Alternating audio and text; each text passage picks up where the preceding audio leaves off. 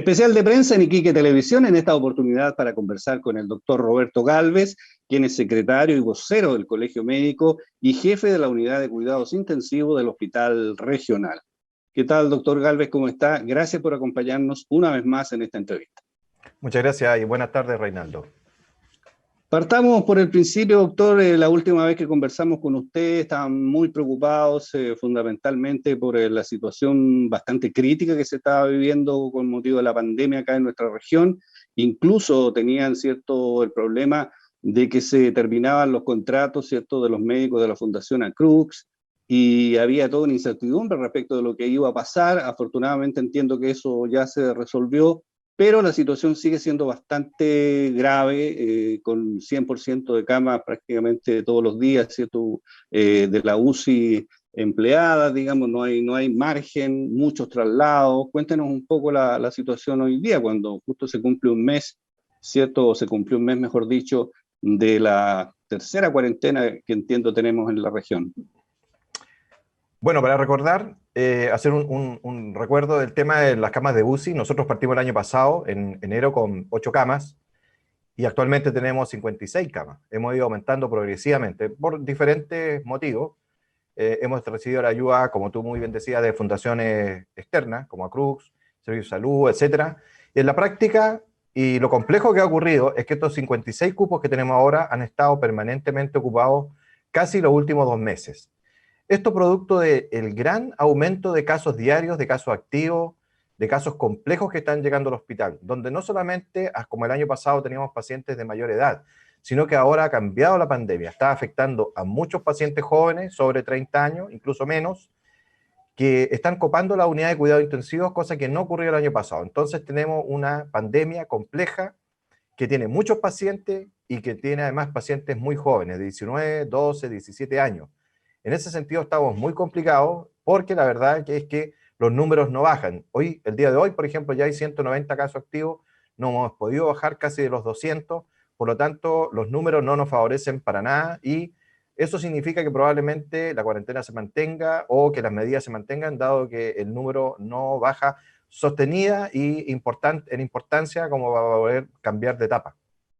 Sí, doctor, yo no sé, digamos, cuál es el protocolo que ustedes tienen con los pacientes, si los pueden, digamos, conversar con ellos en algún minuto, saber o estimar, digamos, cómo se contagian. No sé si eso se realiza, digamos, y se nos puede contar, porque hemos sabido, ¿cierto?, que hay muchas personas que llegan porque efectivamente se reunieron en alguna fiesta familiar o tuvieron algún cumpleaños, alguna situación. Y claro, pensaban que estaban sanos, también que estaban sanos, ¿cierto?, las personas con las cuales se iban a reunir, pero resultó, ¿cierto?, que algunos a lo mejor eran sintomáticos y efectivamente al final se terminaron contagiando, no sé si todos o algunos. ¿Cuál es el perfil un poco de las personas que están llegando, digamos, al hospital ahora? Bueno, en general son personas que no han tomado las medidas básicas, o sea, o el lavado de manos, el uso de alcohol gel, la mascarilla o el aislamiento.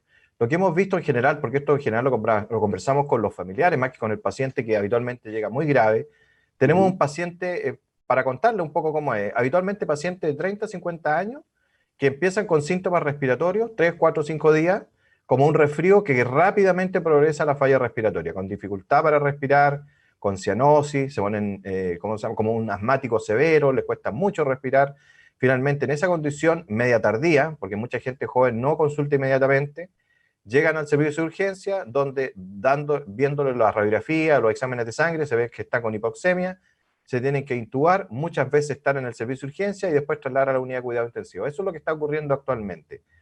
¿Qué Y pasa? esa, Habitualmente, te cuento, son pacientes que habitualmente uno con la familia llega a esas conclusiones. Es decir, se reunió con un grupo de amigos, reunió con un grupo de familiares en un ambiente cerrado, más de 6, 10 personas, en la cual probablemente alguno incluso podía haber estado sintomático. Por eso es muy importante recordar algo fundamental. La vacunación o cualquier sistema de prevención no va a funcionar adecuadamente como la gente piensa, porque la vacuna no nos protege de la enfermedad. Nosotros igual nos podemos enfermar. La diferencia es que la enfermedad va a ser leve. Por lo tanto, no hay que tener una falsa esperanza con respecto a la vacuna, a la infección. Sí a la infección grave. Es poco probable que alguien se enferme grave con una vacunación de segunda dosis. Muy poco probable. Existe, pero poco. Pero lo que está pasando, lo que uno hemos visto, ¿cierto? Que son personas jóvenes y el perfil que tienen es más de riesgo, es decir, personas que no acatan o consideran de alguna manera que están exentos de la enfermedad por ser jóvenes, por diferentes razones piensan que no les va a pasar nada. Sí, y en ese sentido, doctor, ¿cuál es la recomendación que usted le haría, por ejemplo, a la gente que nos está viendo en este minuto? Usted nos decía, se demoran mucho en consultar, entonces uno me imagino que ya tiene que poner la luz amarilla, la luz roja, digamos, inmediatamente cuando le pasa qué cosa. Mira, lo que se define acá es que el cuadro es muy rápido. En general, las variantes que tenemos ahora, la P1 y P2, que están ya en Iquique, generan cuadros rápidos, 1 o 2 días. ¿Qué hay que consultar? Inmediatamente, cuando una persona tiene decaimiento, que es rápido, ¿cierto? ¿A qué me refiero? Que el paciente está en la cama y no se puede levantar, que tiene fiebre sobre 37,5 grados, ¿cierto? Eso es muy importante. Y finalmente el tema de las dificultades respiratorias, o sea, tos, dificultad respiratoria. Esos 3 signos ya son ominosos y se desarrollan rápidamente. Nosotros hemos visto que en 3 días los pacientes incluso llegan a la UCI. Por eso, inmediatamente, apenas aparezcan síntomas respiratorios importantes y fiebre, se consulta. ¿Por qué es importante? Porque mientras antes se consulte, se pueden utilizar fármacos que hacen que la enfermedad sea más leve o en el fondo no evolucione tan mal. Por ejemplo, corticoides, intubación, uso de oxígeno en posición prono. Pero eso no lo podemos hacer o no tiene tal resultado cuando ya ha pasado una semana, que es lo que nos está pasando con las personas jóvenes. Las personas de menos de 20 años consultan muy tardío.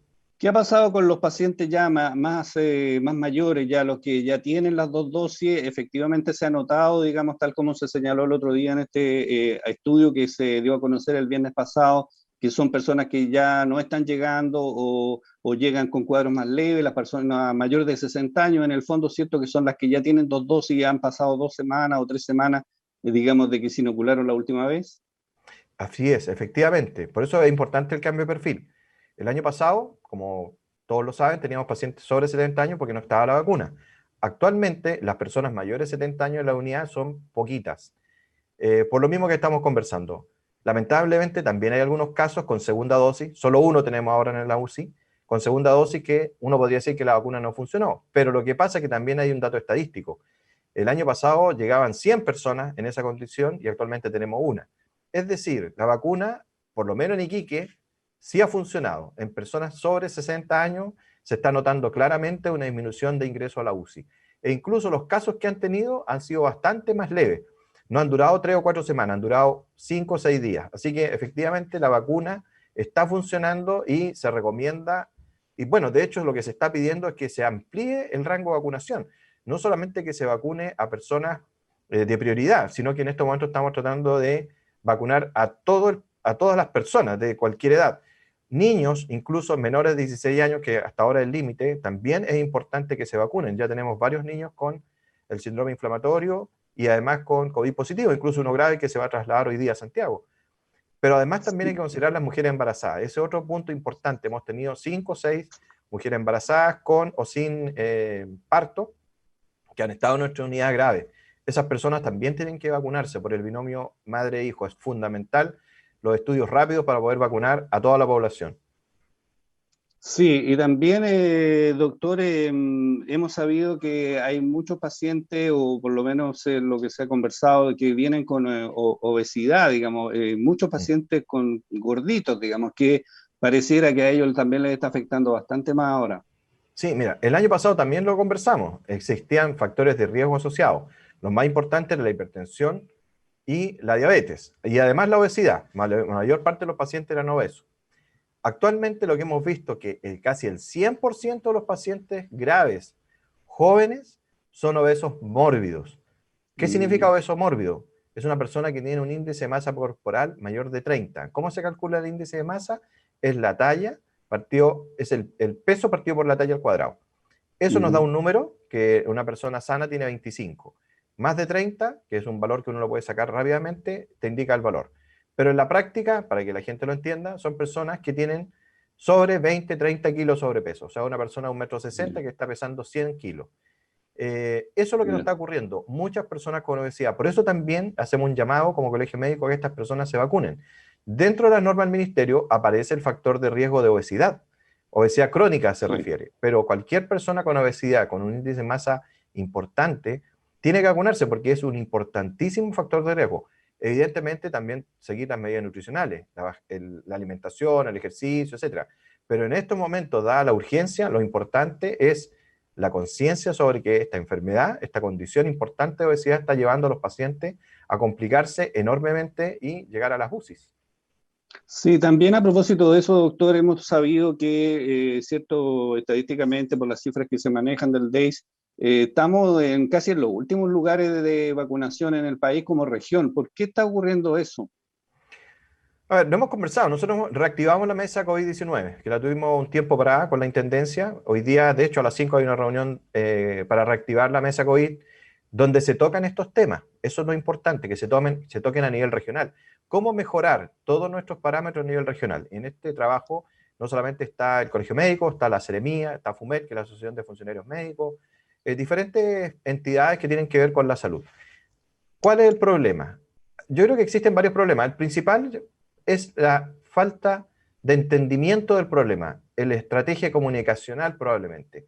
Después de un año de pandemia, es muy probable que la gente esté cansada, que esté agotada, todos los días las mismas noticias, grandes problemas económicos, sociales, etc. Entonces hay un agotamiento, un cansancio de la población. Probablemente ya nadie quiere escuchar de la pandemia. Entre medio, todo el problema social que esto ha traído. Por lo tanto, hay una desidia que es entendible, desde el punto de vista psicológico se entiende, pero en eso tenemos que trabajar, porque yo creo que ese es el problema que está ocurriendo actualmente con la vacunación. Las personas no le tienen confianza por diferentes razones, porque hay mucha desinformación, y eso genera que finalmente las personas no estén accediendo. Y lo otro es la falsa sensación de seguridad que genera ser joven. Una persona de 30 a 40 años puede pensar que el COVID no le va a producir gran problema, cosa que no es la realidad. Y eso yo creo que está generando una sensación que tenemos que nosotros combatirla, es decir, insistir en informar claramente sobre las vacunas, sobre sus efectos, sobre qué esperamos de las vacunas y por último, ¿cierto? Llamar a la población a la vacunación, darle todas las facilidades para que puedan acceder rápidamente, porque la verdad, como lo conversamos la vez anterior, es el único mecanismo que nos va a permitir controlar la enfermedad en un plazo razonable, que pueden ser un par de meses. Bueno, doctor Galvez, queremos agradecerle que nos haya aceptado acompañar en esta entrevista. Sabemos que está muy ocupado, sabemos que lleva un año trabajando Efectivamente. sin parar, pero bueno, es muy importante que la comunidad también, cierto, sepa de primera fuente lo que está ocurriendo en nuestra ciudad. Muchas gracias. Gracias a ti, Reinaldo. Muchas gracias. Hasta luego. Ok, que esté muy bien. Especial de prensa de Iquique Televisión, en esta oportunidad con el doctor Roberto Galvez, quien es secretario y vocero del Colegio Médico y también jefe de la Unidad de Cuidados Intensivos del Hospital Regional.